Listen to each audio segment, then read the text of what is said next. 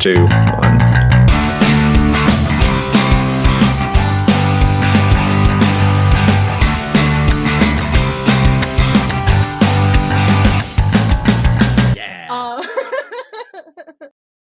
Hey guys, welcome to another episode of the album reviews for On Beat Off Script. My name is Brandito, and I'm joined here by Mel and Bob. How are you guys doing? Good. Feeling good, yeah. Happy to be here. Happy to You talk guys about are music. like already getting like a couple of like drinky poos in you too. Yeah, and stuff like that. I did all and a mine half. last night, so I mean, yeah, it's like you did. almost 2 o'clock now, dude. It's time to party. you missed the L entirely in clock there. That was Huh?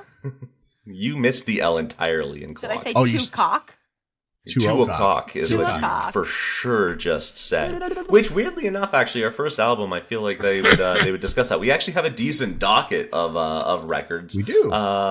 Coming up here for us right now. Starting off everything, we've got Moisturizer by Wet Leg, but a little bit further on in the pod, we've got I Want My Loved Ones to Go With Me, a little Noah Cyrus, which blew me personally away. I was shocked. And I didn't know that there was another Cyrus, so cool to know that. That was fun. And then we wrapped everything off with a little Afro fusion, as per him. Well, he wants to make sure that everybody is well aware that he is not Afrobeat. He is Afro fusion. That's actually been an important thing that we'll Really? discuss a little bit later on. He's been Burner pretty, Boy. Yeah. Yeah, Burna Boy has been pretty blatantly calling out other Afrobeat artists over the last little bit, calling them all kind of losers because yeah, he's been doing some things. And that album, No Sign of Weakness, is we're gonna dive into it. We're gonna kind of discuss that kind of stuff, but we're gonna start everything off with a little Moisturizer by Wet Leg. And if you don't know who Wet Leg is, I'll tell you right now, because that's what we do. Yeah. They're a British indie rock band out of the Isle of Wight, founded by lead singer Ryan Teasdale and guitarist Hester Chambers. They're now backed up by Josh Mobaraki, Ellis Durand, and Henry Holmes. And they had a huge breakout with Shay Lange in 2021. They went mega viral, all over TikTok, all over the place. That's their self-titled album that track ended up coming out on, debuted at number 1 in the UK and Australia. At the 2023, the same album ended up winning Best Alternative Album at the 2023 Grammys, I should say. Ended up winning Best Alternative Album and Best Alternative Performance, as well as they were nominated as well that same year for Best New Artist. Take a lot of stylistic inspiration from artists like the White Stripes, PJ Harvey, and one of my personal favorite bands, The Strokes, which I'll probably talk about a lot as we go through a bunch of these tracks, because they really take from the best in the indie rock sphere. Their sophomore album is also produced by Dan Carey, who did produce their original Grammy-winning self-titled record, who's also worked with Sia, Fatboy Slim, Tame Impala, Franz Ferdinand, Squid, Geese. Squid and Geese we just covered, but Squid we covered earlier in the earlier episodes of the podcast and stuff like that. Ton of other alternative rockers. He's kind of an alt rock producer extraordinaire when it comes to that kind of thing. When it came to Moisturizer, Teasdale kind of mentioned some of the inspirations for the album came from falling in love. They wanted to write a chunk of songs kind of about they've got a non-binary partner. And Teasdale kind of felt that that kind of romantic relationship is a little bit undersold in the music sphere, and she really wanted to talk about queer relationships, kind of bring that into the rock space. Just everything seems to be a lot more heteronormative, and she wanted to try to break that trend and talk about love that doesn't operate in that same sphere. So there's just a lack of perspectives, and she wanted to bring her perspective on that. That said, for love songs, they still wanted to keep things really punchy. What they've kind of already carved out as their niche being kind of a little bit more upbeat. It's not a traditional love song in that sense when you're talking about these albums. It's still upbeat, still has a lot of move and groove to it in the alt indie rock kind of style, but that they've known for. But yeah, before we dive into the track by track, Mel, Bob, what were your thoughts before diving into the album? Mel, your name was said first. You have to. Oh, is that how we do it? Yeah. Oh. Sorry, We're so professional here. Sorry, I didn't get the memo. I never know how to say anything in the beginning because I don't want to give anything away. I don't want any spoilers for my takes at the end. But this is a band that I've always meant to spend more time with, and I never got an opportunity to, and I was really excited to cover this one. Yeah. So I'll leave it at that. Well, there's not a whole lot to go over. They only have one other album. Yeah, but I never even attempted. I heard about it. Obviously, it got a lot of attention, and I just never made time for it, and I should have. Yeah, and I need to. Yeah. Yeah, I think you mentioned in your preamble there that the theme of the album was falling in love, and there are a lot of songs about love on this album. I'd say at least 10 of the 12 are about love. Yeah, so 100%. Which, is that good? Is that bad? We'll see when we review this. We're going to find out. And nothing says romance like the first track of the album, CPR. Yeah. Everybody. Yeah. Almost nobody's ever thought about love without thinking about resuscitation. So. That's right. What is love if not? Yeah. It starts off with a little bit of CPR. Let's give it a little listen and see how we feel about it. Are you the one, my ride or die? When I'm with you, I feel alive. Is it fun? Is this a vibe? Is it love?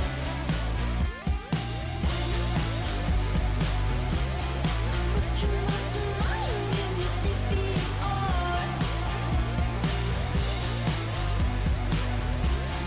Call it triple nine, give me CPR.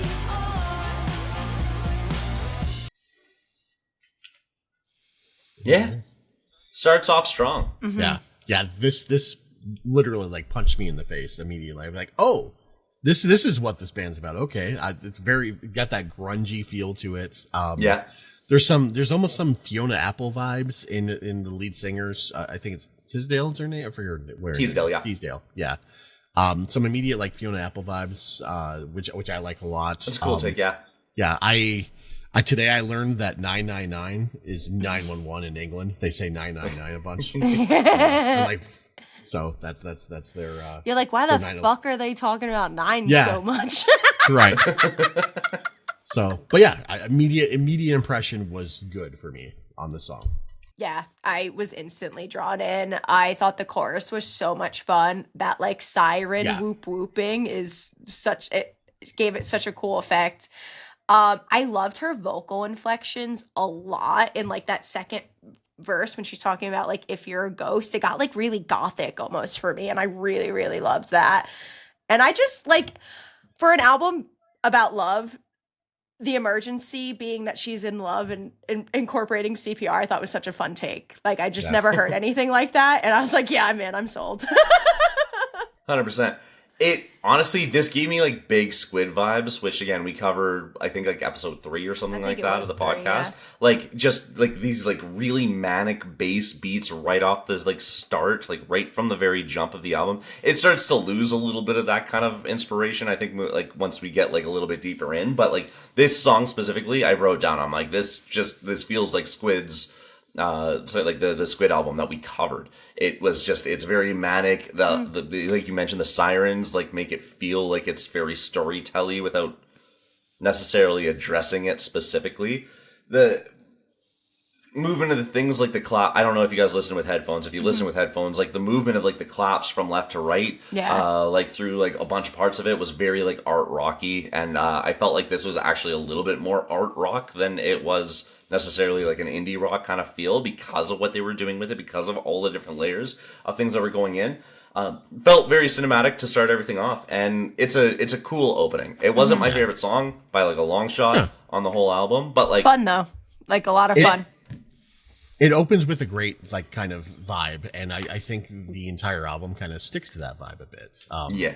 I don't listen without headphones. I listen with a beanie, so that's what I do. Yeah, that's my thing. Maybe you should stop doing that. Yeah, maybe I should stop because then we don't know who people are getting that at. And then in the classic style of Wet Leg, we're gonna get a little bit damp around here. little bit moist, if you will, for Moisturizer, with a little bit of Liquidize on track 2. If Nice. you guys are ready, See, this was the energy we were missing in the track attack. Y'all let me down. With the transitions. Was it not moist enough No, for the you? transitions. I'm not. That was you. You're in charge of doing that stuff. can't Let's listen to the song, Mel. Fine. You can figure out how to be a podcaster Another day. later. It's not like me to fall head over heels. I'm not for you, I liquidize. I want you to want me all the time. You say I'm lovely, and you say I'm worth it all. I look you dead between the eyes. I say I know you are the words of mine. What am I? What am I? What am I?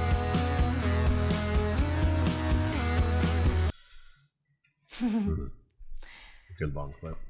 I loved that clip a lot because I really liked the use of that childish, like, I know you are, but what am I comeback? Because I thought it was such a good way to, like, embody her insecurities. Like, she's, like, deflecting, not being able to, like, accept a compliment. I thought that was so cool and so relatable. Can someone explain to me what a marshmallow worm is? A marshmallow. Did y'all hear that in the, did y'all I- get that in the lyrics, or was I thinking? You know, I saw it when the lyrics came up, but I didn't Like, actually look how it up. could I be your one, be your marshmallow worm? What does that mean? I need to know. I was gonna. Marshmallow. I was- Is it not just? What's a- Is that not just like the candy? Like the? Is a marshmallow is that worm a a type candy? of candy? I think so. Is I it? feel like it's like one of like the bulk candy things. I think it's just like a worm, but it's made of Marshmallow? Like marshmallow. That's a thing. I've never heard of that. Yeah. Maybe it's a UK candy. Do you get UK candy in Canada? Canada. I mean, Canada? probably. I feel that's what I thought it was. I have no Yeah. idea. I personally never really had one. I think it's just like a candy, Interesting. isn't it? I have no. I No idea. No clue. don't know. Anyway, I thought you guys were googling it. So I started to. And the AI overview says this refers to either a food item or a fishing bait, which doesn't really help. help. No. Yeah. No. I have no idea what that means. that doesn't help. I just want to Yeah. know. I thought maybe one of you would. No? And I thought like the abrupt ending anyway, after like the what the fuck am I doing was a cool touch. I liked the abruptness of that. Yeah, I like this song a lot. I think this is a great follow up to the beginning song. I don't have a whole lot to say about this other than I'm vibing. I love this so far. Yeah. Yeah. This was a bit more of a punchy, like conventional indie rock song, which I appreciated a lot. This reminds me so much of The Strokes, like specifically. This track, like super stood out. This like how like the bass lines are running kind of the whole show, and the vocals are almost kind of backseat to everything. It feels like a female-led Strokes on this track specifically, and then when the drums pick back up, I'm like, this is awesome. Like when you get that way quicker hi-hat kind of motion with it. This is the more lovey styling that I think they were talking about having, but it's still fun. It's still energetic. It's loving without needing to be like soft and slow, which I like the way that they perform that. I think it works really well. It's a really cool balance for a love song. And I mean, we're going to see it throughout the whole album. It's something that they did really, really masterfully. I appreciated it a lot. Yeah. On that side of things, but again, not one of my top favorite songs, but like it is really solid. I was a big fan of this. This is where I was like hooked in. I'm like, again, I think I'm gonna just like everything that's gonna come out of this. Yeah. Which is fun. And then we move over to Catch These Fists, which this felt like a lot more in line with like Shaylon. This felt like kind of what they got them popular in the first place, and you'll know what I mean once we play a little sample. Okay.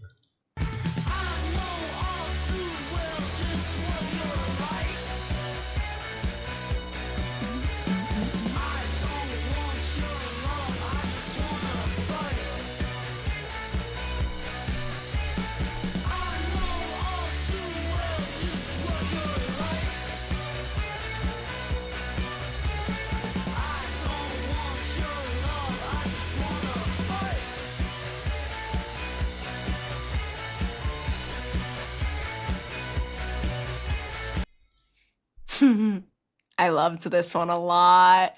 Because it's Loved it a lot. I thought the opening verse was so clever, like the can you catch, because I really want to know if you can catch these fists. I thought was so funny. Ketamine giddy up is crazy behavior, for the record. Just throwing that out there.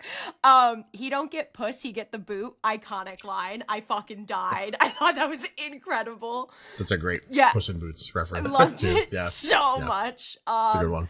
I love this one. It was very relatable for me. I don't like male attention if I go anywhere. So yeah, if you fucking like come up to me, I don't want to talk to you. I'd rather fucking punch you in the face.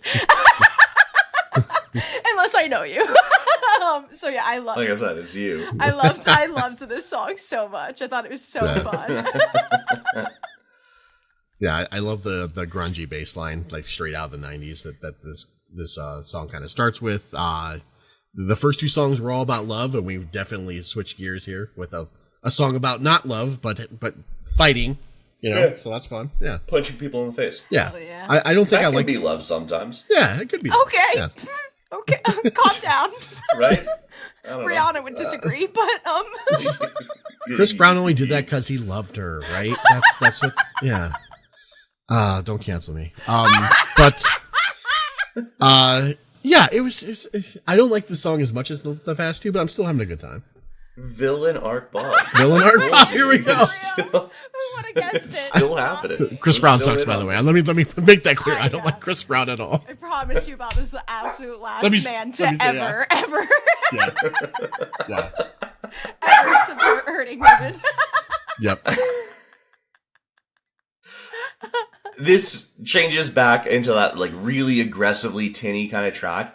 This is kind of what Wed Leg has been really known for, specifically with like Chaise Long, is like those really quiet, almost spoken word verses, and then going into these really punchy, rocky choruses. It's something that they've really backed themselves into this niche that they do it really well.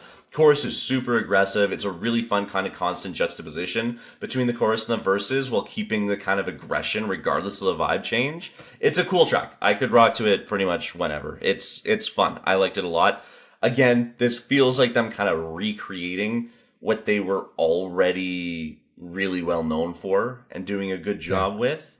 So I was kind of starting to, I shouldn't say I was kind of starting to lose interest. I wasn't really losing interest, but it does feel like they're Blending. copy-pasting a little bit Yes. on that side of things. If you listened to Wet Leg before, this is going to feel super similar, which could be a good thing for you if you're somebody that likes that. For myself, I was kind of looking for a little bit of a different step forward on it, but it was still a good track. It was still a lot of fun. Then we go into what I think is probably their biggest track off of the album so far. It's been all over TikTok, Instagram, all over the place, with Davina McCall. Let's give it a little listen. Dreams into soon when I'm with you. I go to hell and back just to spend an hour with you. Just saying I'll come through. It's kinda cold on earth anyway when you're not around. That's life and I'm staring at the ceiling. That's love thinking about you in my dreams. If you ever dreamed then I don't ever wanna wake up.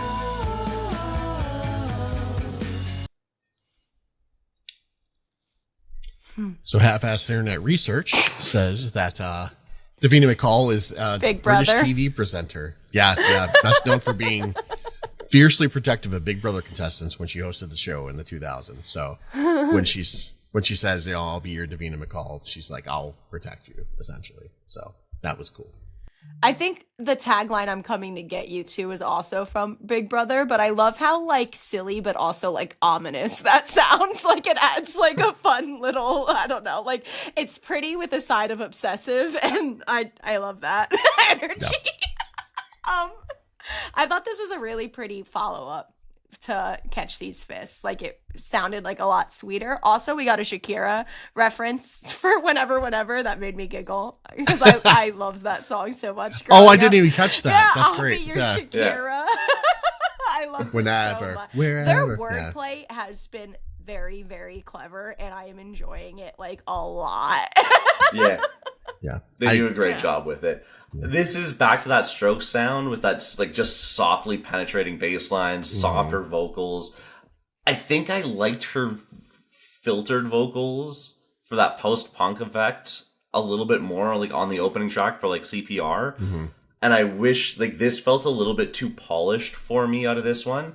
But because of the wordplay and the way that the outro brings everything in together, the song just closes up so well. This was still one of my favorite tracks, even though I have like my criticisms about her voice on it. It did like such a good job. They layer in the differing vocals, and like it was just a really, really cool way to bring it all in. And like I said, send it all out. It's I think again she just recently just recently did like a Tiny Desk concert.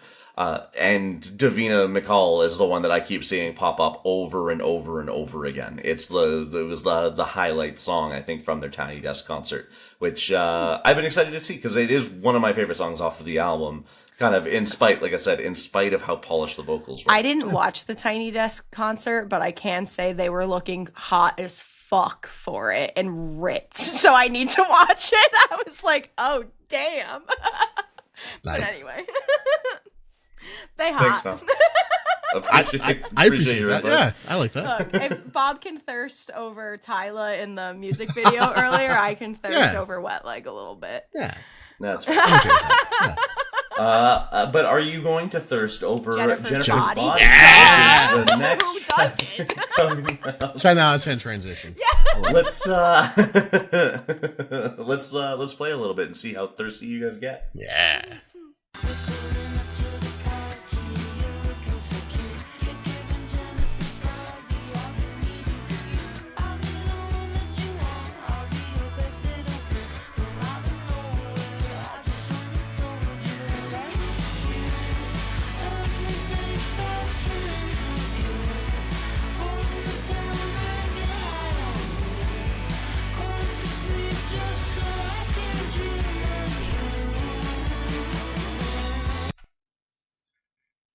What are your thoughts about Jennifer's body?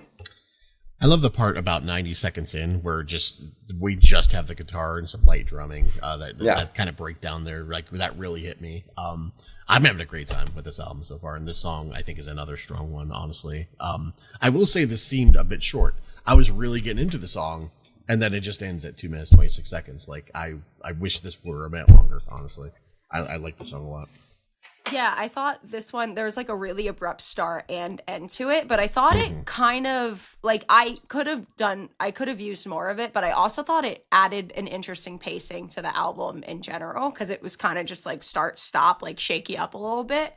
And it also, this one felt way more like frantic and messy, but it never like took me out of it completely. I kind of like liked it. Also, again, really clever wordplay with the "I'll be needy for you," because the nickname for the protagonist is Needy, and like they're just so clever. They're so clever. Yeah. I love it.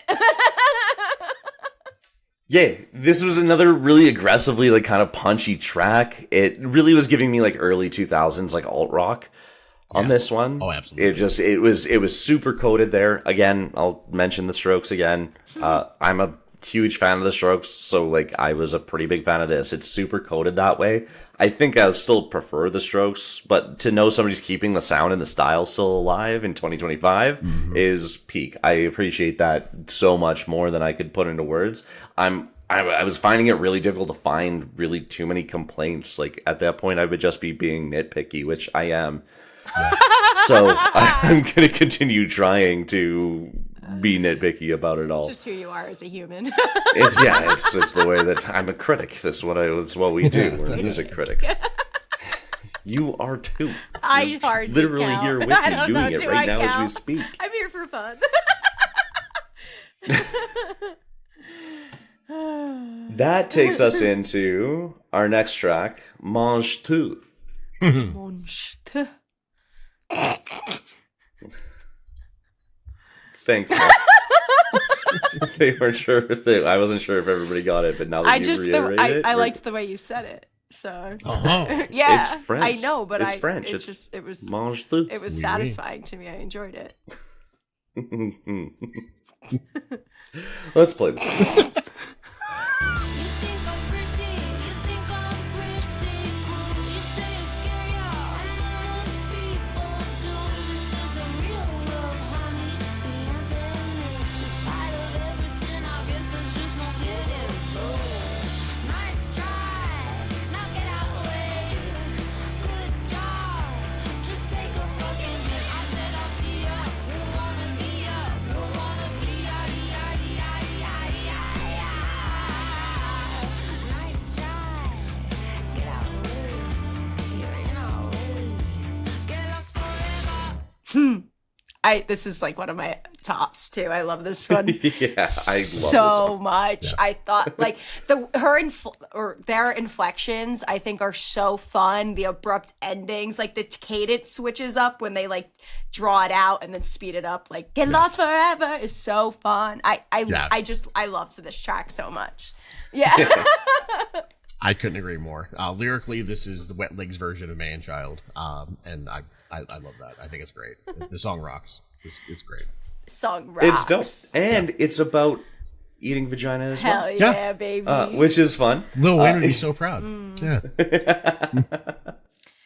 It's the same kind of punchy style. I love this, like, I love that they have, like, this passive aggression that's just, like, so, like, blatant. It's so passive aggressive, and then you get these soft verses, and then really heavy choruses where it's like, okay, passive aggressive, Yeah. being moody, and then aggressive. And you're Yeah. just like, okay, well, no, now we're gonna talk about it. Which is always kind of cool. The guitars, like, they're giving just a little bit extra at the end of, like, the early voices, and this crazy, like, feedback filter over it, which I thought was, like, really nice. It's super alt-rocky. The solo moment for her, like, goes into this, like, really polished vocal, I thought was such a nice reprieve kind of midway through the song.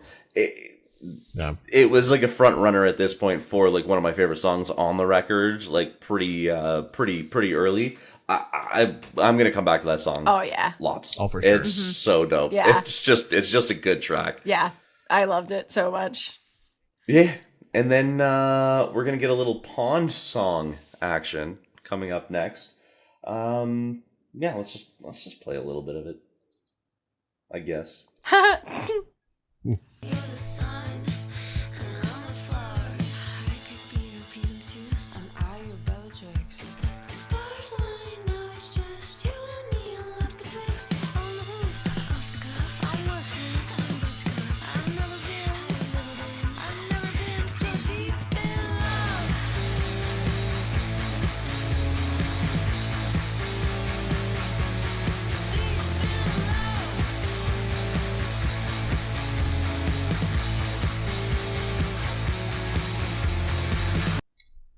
Deep in love, like a pond, like it's water, like water deep. That's my contribution. Thanks, Let's Bob. dip our Yeah. dogs in that water. Dip our dogs in that water. More love. Yeah. More good shit. I'm enjoying myself. That's all I got. Mel? Yeah, I thought the vocals here were at points way like quieter and more tender in comparison to the album, but like I liked the contrast. Bob, you're crazy. I love that God's a woman. The Beetlejuice and Bellatrix references made me really happy, and I really just like how the chorus like really ramped up when they're like really professing like their love. I thought that was just it was just a nice touch. 100%. Yeah. This quiets it up a little bit. The vocals are a lot more forward on this track than they were kind of throughout the whole album, which was a nice touch. It just shows a little bit of extra dimension from them. Lots of really strange instrumentation going behind it, which was also a really cool vibe. Like, I can appreciate that a lot. It does feel like the band is just enjoying their time in the studio. Yeah. on this track, like specifically, like I felt like you guys aren't writing songs, you guys are screwing around and music's just happening out of it. And that I think was really cool. The space that they're using, like it's making it so unique from anyone else that's out there in the rock world right now. And then the back and forth vocal moments I thought was so much fun. Yeah. Like I would love to see it live, just to see them like going back and forth and talking to one another the way that this song plays out. Like I want to see that live so much because I feel like it would be so cool. It'll have so much fun. Okay, so this is going to spoil part of my overall, but because you're talking about them playing live, like I put for part of my overall, like this is a band I could see me loving this but getting completely obsessed with them after seeing them live. And I actually feel like listening to this song like at home and not live is doing it a disservice. Like it's still great, but like I want to go to a show so bad. I think they'd be so much like, it fun. just like, I feel like they're going to be so much fun. Like there's a vibe that can't be recreated through headphones that they are clearly so good at making. Yeah, I want it so bad. I need to find a show. Bob's looking 100%. up right now. If they're touring. I hear the clack clacks. Click clack. But that takes us to one of my favorite titles I think we've ever covered on the show, and that's Pokemon. Gotta catch them Which all. Pika. also might have been one of my my favorite tracks on the whole album. Oh, spoiler. Yeah, no, turns out. Let's listen so you guys can tell. You wanna go for a drive? I don't wanna take it slow. You wanna go for a drive? I don't like to Tokyo. I don't wanna take it slow. You wanna go for a drive? On our own. If they're actually like Pokemon nerds, that makes me like them so much more. I was like low-key waiting for some like really, really funny like Pokemon references, but like I'll choose you, I guess is cute. But like where's Pikachu, man? Like I wanted them to name drop some Pokemon, but I loved how pretty this one was. Really pretty in comparison to everything else we've listened to. I really liked it. It's a lot more like dreamscapey, shoegazy kind of style through it, and like it's just a change up from the whole record. That's why like this one like stood out to me so much. That's why it was my favorite track on the whole album, because it was so unique. It's so different from everything. It's got this kind of surfy beat to it that was just really, really nice and fun. Perfect spot on the project to like actually put a song like this to. The spoken word verses are just so like satisfying. Then they do the drum change up like kind of midway through. It just has so much going for it. This is actually, it's not very often that I go back and listen to a lot of things multiple times over and over again. This song I've listened to like 5 or 6 times. Nice. I really, really enjoy this track. Yeah, this is a great one. I love it. It's fast paced, but still very pretty, very floaty. That dreamscape is definitely reaching in this one. They mentioned taking a drive from Isle of Wight to Tokyo. I feel like that would be really difficult. But I don't think it's possible. Isn't Japan an island? Yes. Yeah. That's what I'm getting at. Yeah. Thanks, I Mel. was taking it so literally. I was like, what are you talking about, Bob? I don't think it's possible. Yeah, It'd be really difficult. You nailed it, Mel. You got the joke. Hey. Yeah, but yeah, I love the track. I don't think it's my favorite track on the album, but it's up there, like top 2 or 3 for me, for sure. God damn it, I'm an 100%. idiot. You made it funnier. That's what I love. You made that way funnier. I just had a dumb joke. You made it. I took it amazing. so literally. I was Yeah, like, you Bob, took I it, don't think that's possible. Yeah, you're right. That was the point, Mel. That's why I love Mel. She's really good at like pillow talk, which is actually the name of our next song. That's a weird thing to say. If we're But yes, the next pillow song is together, Pillow I Talk. think Bob and Trin are going to be concerned. I just tried to think of a dumb transition. But anyways, Let's just play the song, Bob. yeah. Ooh, wrong one. Wanna go for a...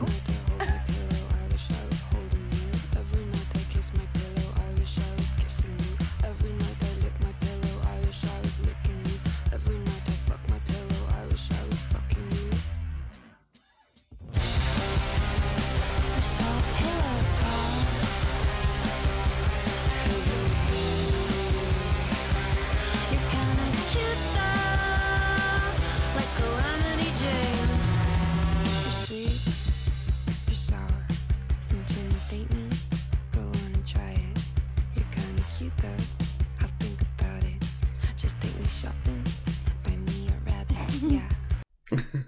Buy me a rabbit. Yeah. Damn, that pillow's seen some shit. I'm a big fan of how like frantic this is, especially following up like Pokemon, because it was just so sweet. And I love that we're getting like gothic vibes again. Big fan of that. Yeah, some more Fiona Apple vibes a little bit. This is my favorite song. This song. Ooh, yeah, I love this. Wow. Yeah. I love this. Didn't do it for me. I love the grungy. It is very guitars grungy. going on. I don't know. For me, that works. And the deeper voice, the more bravado voice that she's giving, just I love this shit. This is great. Yeah, this came in like the opposite of a pillow after the last track. After Pokemon, it does not feel like a pillow talk. Like it hits like a brick. Yeah, it goes kind of like into like a dark mode and like gets back to like the pretty classic convention that they do, like with these soft spoken verses and the hard rocking choruses. Kind of feel like it's very formulated, wet leg formula. Yeah, it builds like kind of a sort of tension while she just kind of chats through like chunks of the song and then like picks it all the way back up for the choruses specifically. This one was another one that just reminded me a ton of Squid. I could see that, yeah. Like it gave me big Squid vibes where it's just kind of that repetitive bass line all the way through. Like it's making you like nervous, like it's going to build up to something. And then sometimes it just doesn't actually end up popping, but you're still like all the way there. Your heart rate's up. Everything is going because you're getting like a visceral reaction. Getting all hot and heavy, baby. To never that get pillow talk really does it. Well, yeah. I'm going to go hump a pillow now. Like it's, thanks for that. Teasdale. Yummy. Just don't speak. Yeah. Don't speak. I can't help but sing the fucking No Doubt song when I hear it. Like, don't speak, I know just what you're saying. It does feel weird for them to name their song a super famous song. I can't hear Don't Speak and not think of Gwen Stefani. So, like... Of course not. But this is Don't Speak by Wet Leg, so let's listen to that.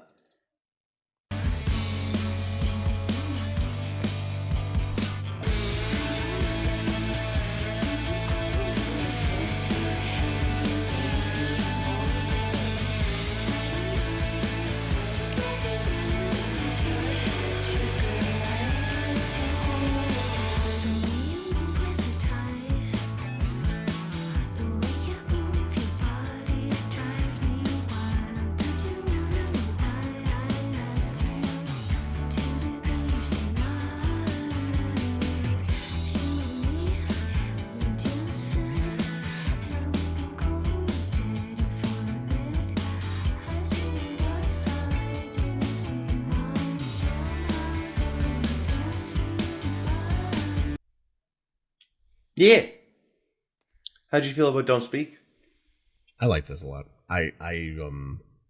This is just more good Wet Leg. You know what I mean? To me, this kind of ties in with the rest of the album, sonically, musically for me, and it just, I don't know, it feels good. Some of the lyrics are a little weird. Sweet baby girl, we go like salsa and Doritos. Which do people eat Doritos with salsa? I dip them in queso. Yum. Really? Yo, Doritos dipped in queso, man. Oh, I hit the bong and then test it out for me because it's so good. They're already flavored though. Like, why? No, it's so good. We make nachos with Doritos here too. Viewers, watchers, if Doritos dipped in things are a thing, let me know in the comments. But like that turned me off a little. Strange. Yeah, it's strange. Yeah. We literally made. Mel, you just admitted to being a huge weirdo. No, I'm not. Like that's like literally that's some a Danny special is like nachos made with Doritos as the base. And yeah, if we have queso floating around and Doritos, I'm 100% dipping my Dorito in queso. I've never done salsa, but because I feel like salsa. Okay, this is gonna make absolutely no sense to you. I feel like salsa is too wet.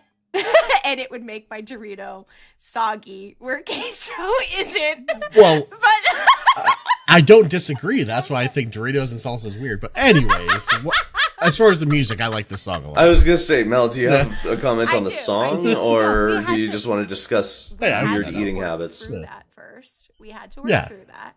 We did. So as for the song, I conceptually I really really enjoyed this song, because I feel like we're like doing that whole love is a universal language. You don't need like words to speak, and I really really enjoyed that. This was the first song that I felt like I couldn't understand what they were saying. Like the vocals were not forward at all. So I just thought that worked with the theme of the song very, very well. And I also don't think we've had a lot of like guitar solos, and we had a fun little, it was short, but I liked the little guitar highlight. Yeah. For sure. 100%. No, this obviously lightened it up a bunch after Pillow Talk, so that was kind of a nice that's put back into my kind of realm of things. But this song was far from my favorite.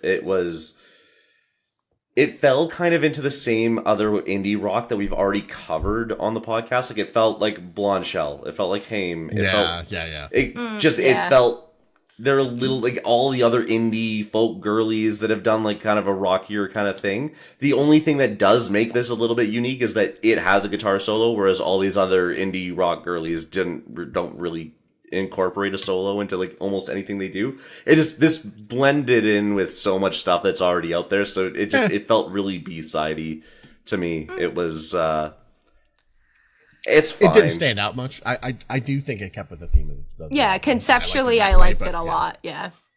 But yeah, sure, but like just musically, it's a lot of what's already existing out there. You know what I mean? That's fair. Yeah, I agree with that. It just didn't really do it for me. That's okay, because then we get to 11:21. No, it's 2:32 p.m.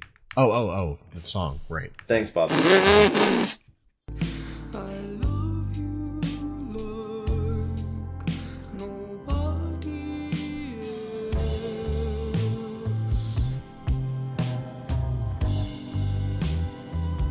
It's not like the moon forgets to shine when I'm not with you, but it feels like it just might if I just hang around and promise me you don't.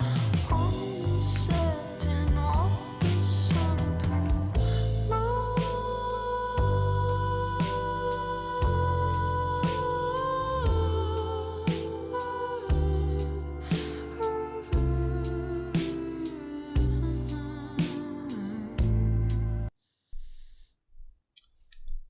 Just like Soften it all the way up for you. Yeah, softened super up for me. Yeah. A lot like the Geese song we covered in Track Attack, which you're going to hear soon, or have already heard. I forget what the order is, but anyway, we'll see soon. Yeah. That'll be on Wednesday. Mm-hmm. Absolutely. This was very weird to me on a first listen. Like, it was a complete departure from everything else on the album. Very slow. The very, very bravado, low, deep voice during parts of it were a little off-putting for me. And just like the Geese song, a second listen, I liked this a lot more the second time around. It's still not my favorite song on the album. I feel like it's too much of a departure for me, but I think it works better than I thought it did in the first listen.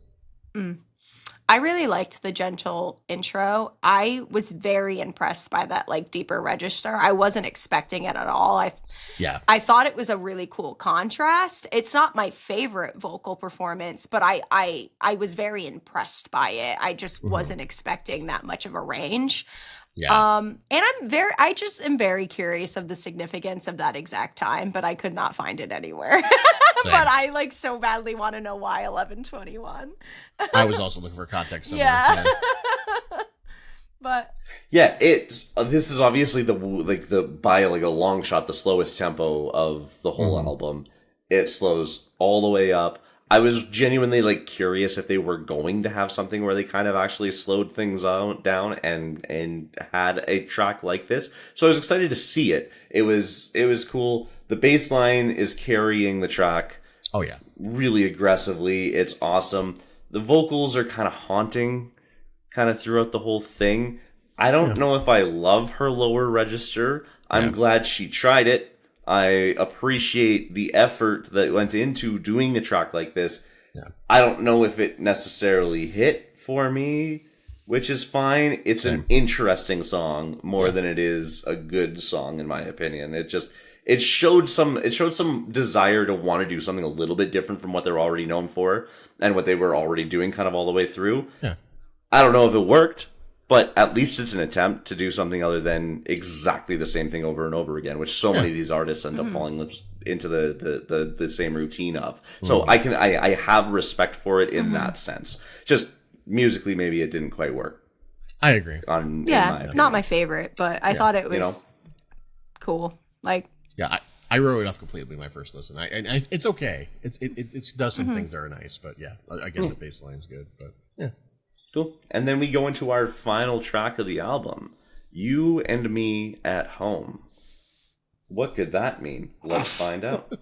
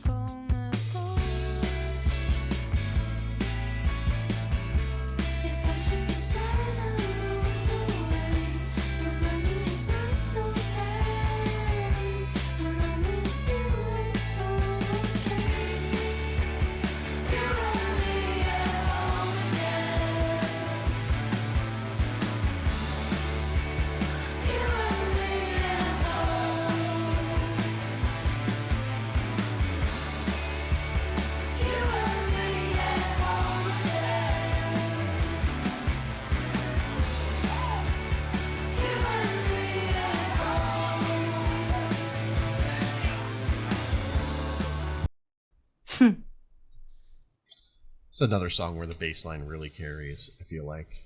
I think the song starts better than it finishes in general. But I do like that they're kind of a little bit back to what they were doing the rest of the album with this after 11/21. So it's a kind of familiar song. It's not the best on the album, but it's a decent enough outro.